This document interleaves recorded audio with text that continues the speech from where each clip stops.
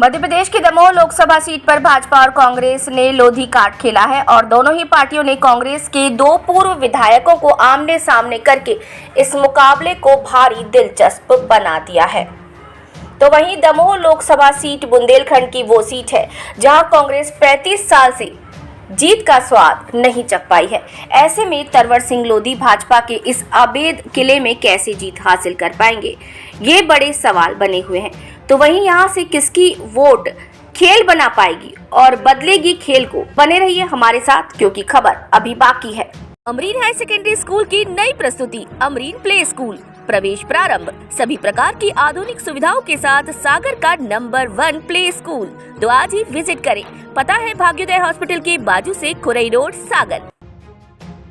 दरअसल दमोह लोकसभा सीट मध्य ऐसी सीट है जहां पिछले 35 वर्षों से भाजपा का कब्जा रहा है। इस दौरान कांग्रेस ने कई प्रत्याशी बदले लेकिन जीत भाजपा के ही खाते में गई। लेकिन इस बार कांग्रेस के दो पूर्व विधायक आमने सामने हैं, जिससे इस मुकाबले में रोमांच भी देखने को मिल सकता है। हम इस सीट पर आगे भी और चर्चा करेंगे, लेकिन उससे पहले आपको बता दें कि अब दमोह से भाजपा कांग्रेस के लोधी प्रत्याशियों के बाद किन्नर दुर्गा मौसी की जबरदस्त एंट्री हुई है, जिससे हो सकता है ये मुकाबला और भी रोमांचक हो जाए।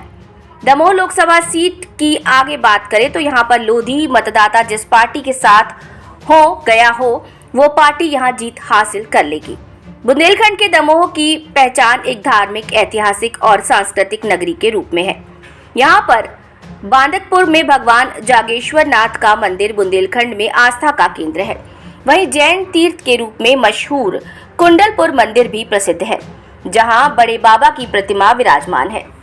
इस सीट की बात करें तो 2008 परिसीमन के बाद ये सीट एक तरह लोधी बहुल्य सीट हो गई है। राजनीतिक दल भी लोधी प्रत्याशियों को मौका देते हैं, क्योंकि इस लोकसभा की 8 सीटों में से 7 सीटों पर लोधी मतदाताओं की संख्या ज्यादा है।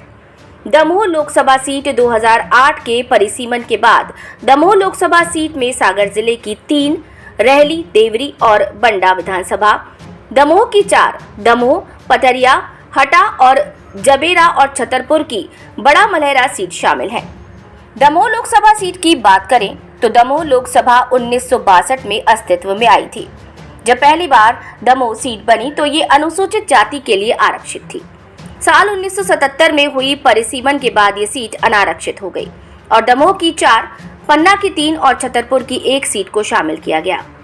लोकसभा का नाम दमोह पन्ना लोकसभा रख दिया गया।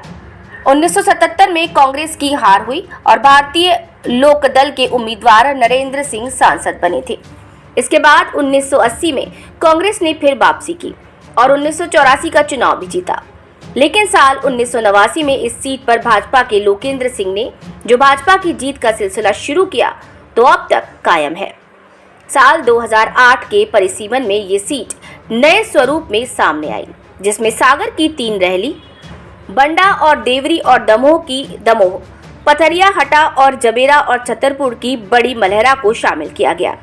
नए परिसीमन में ये लोकसभा सीट लोधी बाहुल्य लोकसभा सीट हो गई और साल 2009 से यहां पर भाजपा के लोधी नेता लगातार चुनाव जीतते आ रहे हैं। फिलहाल राजनीतिक गलियारों में चर्चा है कि लोधी वोटर जिस पार्टी के साथ चले गए वही पार्टी दमोह सीट पर चुनाव जीतेगी। लेकिन अब कौन बाजी मारता है ये तो चुनाव के नतीजे ही बताएंगे। अमरीन हाई सेकेंडरी स्कूल कक्षा नर्सरी से 12वीं तक हिंदी और अंग्रेजी माध्यम, सभी कक्षाओं में फ्री एडमिशन की सुविधा उपलब्ध। तो अभी संपर्क करें। पता भाग्योदय हॉस्पिटल के बाजू से खुरई रोड, सागर।